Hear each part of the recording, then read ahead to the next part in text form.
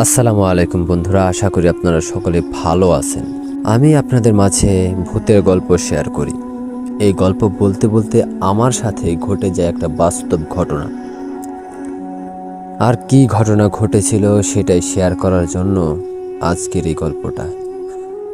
আসলে আমি গল্প যখন বলতাম তখন আমার কাছে তেমন একটা ভয় লাগতো না, কেননা আমি তো গল্পগুলো অন্যের কাছ থেকে নেওয়া, সেটা আমি পরে শোনাতাম মাত্র, কিন্তু কখনো আমার সাথে বাস্তব ঘটনা ঘটেনি।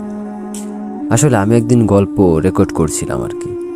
আমার ফোনে একটা গল্প একজন দিয়েছিল, সেটা আমি রেকর্ড করছিলাম। গল্প রেকর্ড করার শেষে আমাদের বাড়ির ঢুকতে গেলে রাস্তার পাশে একটা তাল গাছ আছে। এখন তাল গাছের সিজন, মানে তালের সিজন, তাল পেকে গেছে। তো মাঝে মধ্যে তাল পড়তো, শব্দ হতো। আমি রাতে টর্চ নিয়ে গেলে তাল পেতাম, নিয়ে আসতাম। তো একদিন আমি গল্প রেকর্ড করা শেষ করে আমি যে ঘরে গল্পটা রেকর্ড করি, আসলে আমাদের ঘর আছে দুইটা, একটাতে আমি গল্প রেকর্ড করি আর অন্য ঘরে আমি গিয়ে ঘুমাই। তো যে ঘরে আমি রেকর্ড করি সেই ঘর থেকে বেরিয়ে দরজাটা তালা দিচ্ছিলাম, তখন রাস্তার দিক থেকে একটা তাল পড়ার শব্দ হলো। ধপাস করে একটা শব্দ হলো। তা আমি বুঝে গেলাম যে হ্যাঁ, এখন হয়তো তাল পড়েছে। তা আমি তালটি নেওয়ার জন্য বাড়ি থেকে বেরোলাম। গেট খুলতেই দেখলাম কেউ একজন গাছের ওইখানে ছায়ার মতো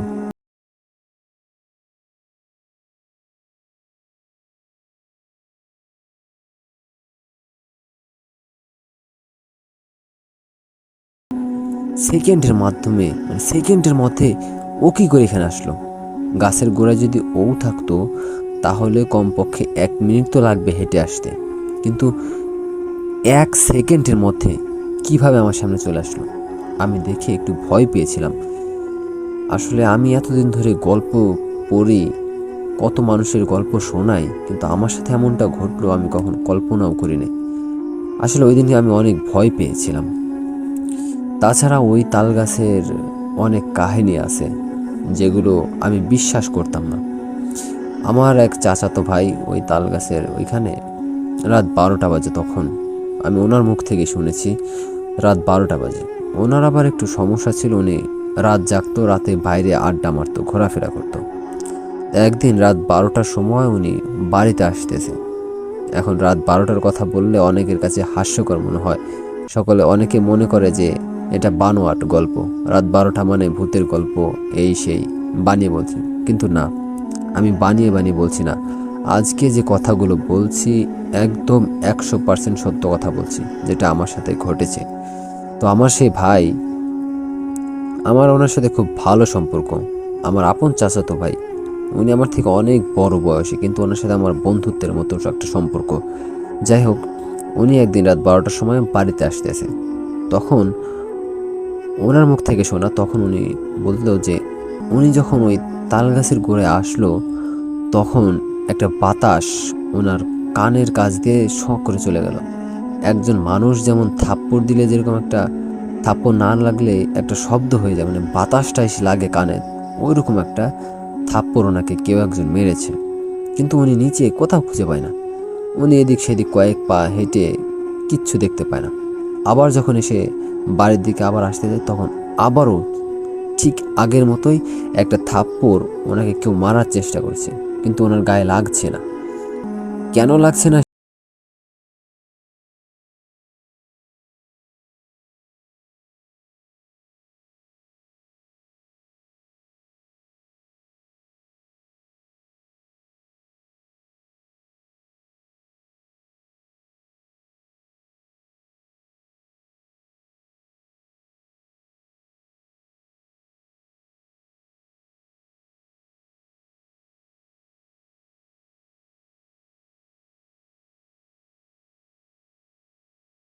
তার শরীরে জ্বর চলে আসে। কি দেখেছিল একমাত্র উনিই জানে আর ওপরওয়ালা জানে। আমি বলতে পারবো না, তবে ওইখানে অনেক ভুতুড়ে ঘটনা ঘটেছে। কিন্তু ওনার সাথে ঘটে যাওয়া এই ঘটনা ঘটার পরেও আমি কখনো বিশ্বাস করিনি। আমি অনেক রাতে ওই তাল গাছের গোড়ায় গিয়েছি, কখনো কখনো ভয়েস রেকর্ড করার জন্য গেছি, আবার কখনো কখনো ব্যক্তিগত কারোর সাথে কথা বলার জন্য গেছি। ওই জায়গাটা আসলে নিরিবিলি জায়গা, এজন্য আমি ওইখানে যাই রাতে। তো আমি কখনো কিচ্ছু দেখিনি, আমার চোখে আজও পর্যন্ত কিছু পড়ে নাই।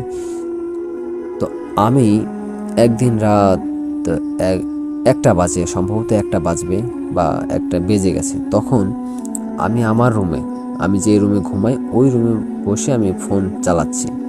জানালা খোলা ছিল, তখন একটা তাল পড়ে। তাল পড়লে, বড় সড়ো তাল অনেক উপর থেকে পড়লে এমনিতেই শব্দ হয়। তো তাল পড়া শব্দ পেয়ে যখন আমি ওইখানে গেলাম, গিয়ে দেখলাম যে দুইটা তাল পড়ে আছে, কিন্তু শব্দ হলে একটা তাল পড়া, কিন্তু দুইটা তাল পেলাম। আমি অত কিছু ভাবিনি, দুইটা তাল পাওয়ার পর আমার মনটা খুশি হয়ে গেল। সে তাল নিয়ে আমি যখন বাড়িতে আসলাম, বাড়িতে আসার পর স্বাভাবিকভাবে আমি ঘুমিয়ে পড়লাম।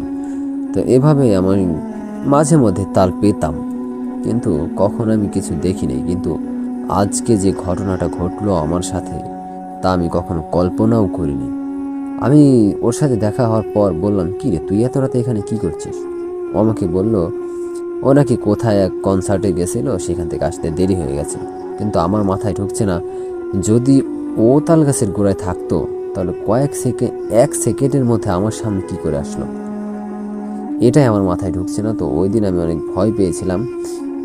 তো সেই ভয় পাওয়ার কারণটা আমার কাছে একটু বলি। আমি যখন রুম থেকে রেকর্ড করে বের হই, তখন আমি একটা ভয়ঙ্কর ঘটনা রেকর্ড করেছিলাম, যার কারণে আমার মনে একটু ভয় ভয় কাজ করছিল। তো ওই গল্পটা পড়ার পর আমি একটু ভয় ভয় কাজ করছিল নিজের মধ্যে। তারপরেও আমি তাল আনার জন্য বাইরে গেছিলাম। তখন আর কি, একেতে মনে ভয় ছিল আগে থেকে একটু একটু, তারপরে ওইরকম একটা ঘটনা ঘটেছে, আমি ভীষণ ভয় পেয়েছিলাম। তো আমি একদিন আমার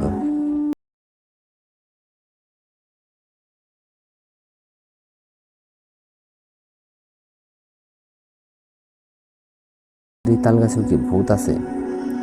তো আব্বা তখন আমাকে বললো যে না, আমাদের এখানে কোনো ভূত নাই, মানুষ যেখানে বসবাস করে সেখানে ভূত থাকে না।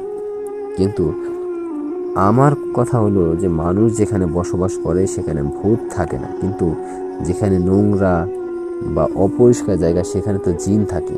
আসলে ভূত বলতে কিছু হয় না, জিন আছে, এটা 100% সত্য। এটা কেউ অবিশ্বাস করতে পারবেন না, এটা বিশ্বাস করতেই হবে। কারণ আল্লাহ তাআলা রব্বুল আলামিন মানুষ এবং জিনকে সৃষ্টি করেছেন। জিন তো অবশ্যই আছে, ওই জিনগুলোই কিছু আছে খারাপ, যেগুলো মানুষকে ভয় দেখায়। তো সেগুলোর কথাই বলছি, সেগুলো গ্রামে আসলে মনে হয় ভূতই বলে। তো আমি আমার আব্বার কাছে জিজ্ঞাসা করেছিলাম যে ওইখানে কোনো ভূত আছে কিনা। তো আব্বা মনে পড়ে ওইখানে এখন আর কিছু নেই, তবে আগে ওইখানে বড় বড় দুইটা কড়ই গাছ ছিল, আর সেখানে নাকি একজনের সাথে খুব ভয়ানক ঘটনা ঘটেছিল এবং সে মারাও গেছিল ভয় পেয়ে। তখন আমার জন্মই হয়নি, তখন আমার আব্বা বিয়েই করে নাই, তখনকার কথা। সেখানে অনেক বড় বড় কড়ই গাছ ছিল। আসলে আমাদের বাড়িটা একটু গ্রামের ভিতরে, গ্রামের এদিকে।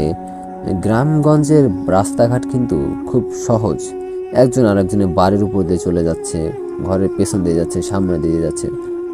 গ্রামের বাড়িতে কিন্তু বাড়ি ঘর অতটা বাউন্ডারি করা বা ঘেরা থাকে না, খোলা থাকে, যে যেখান দিয়ে খুশি যাতায়াত করে, কোনো সমস্যা হয় না। তো তখন আমাদের যে বাড়িটা, তখন আমার আব্বা খুব ছোট, খুব ছোট বলতে তেমনও ছোট না, মোটামুটি বেশ বড়। তখন আমার আব্বা তখন ওই ঘটনাটি শুনেছিল যে ওইখানে কড়ই গাছ থেকে একজন ভয় পেয়ে মারা গেছে। আমার আব্বা অবশ্যই গাছটা দেখেছিল, কিন্তু আমরা দেখতে পাইনি। তখন আমার আব্বা তো বিয়েই করেনি, দেখবো কিভাবে। তখন ওই গাছটা কেটে ফেলা হয়, ওই ভয় পাওয়ার পর মানুষটা মারা যায়, মারা যাওয়ার পর ওই গাছগুলো কেটে ফেলা হয়। তারপর থেকে নাকি শোনা যায় যে ওই গাছে যে ভূতটা ছিল বা প্রেতাত্মা ছিল, সেটা আর তার তার বাসা না খুঁজে পাওয়ার কারণে এখনো মাঝে মাঝে মানুষের সাথে সে দুষ্টুমি করে, মানুষকে ভয় দেখায়। সে অনেক আগের কথা। তো আমার কথা হলো যে জিনগুলো, যে কথা বলছিলাম, যে গ্রামগঞ্জের যে রাস্তাঘাটগুলো, তো আমাদের ওই কড়ই গাছটা তখন আর কি, আমাদের যে এখন রাস্তাঘাট গাড়ি ঘোড়া চলার জন্য যেমন পিচ ঢালাই দিয়ে পাকা করা, তখন কিন্তু ওইরকম ছিল না, তখন ছিল মাটির রাস্তা।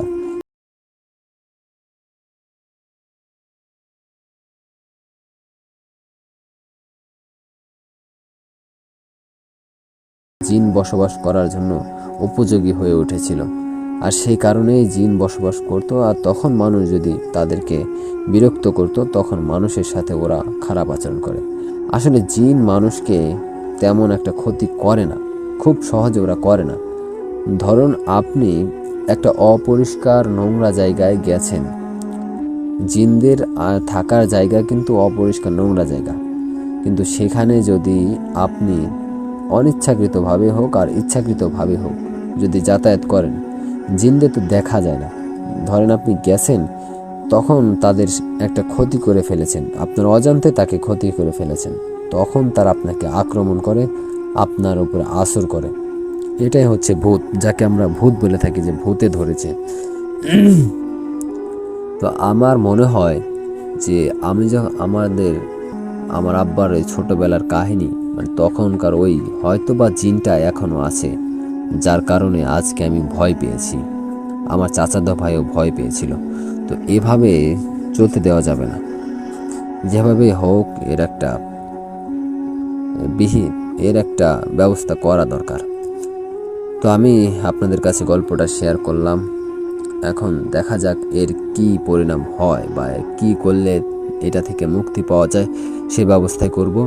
তো আমার মতো যদি কারো সাথে এমন ঘটনা ঘটে থাকে, তাহলে অবশ্যই কমেন্টে জানাবেন, এবং আমি কমেন্টে জানানোর পর আমি আমার হোয়াটসঅ্যাপ নাম্বার দেবো, তখন আপনি আপনার গল্পগুলো শেয়ার করবেন। আমি পরবর্তীতে আপনাদের সেই গল্পটা বলে মানুষকে বোঝানোর চেষ্টা করব, বা মানুষের কাছে উপস্থাপনা করার চেষ্টা করব। তো বন্ধুরা, এই পর্যন্তই আজকে রাখলাম। আমি হয়তো কথাটা গুছিয়ে বলতে পারিনি, তবে আমি খুব ভয় পেয়েছি, এটা বলতে পারি। আসসালামু আলাইকুম বন্ধুরা, ভালো থাকুন, আল্লাহ হাফেজ।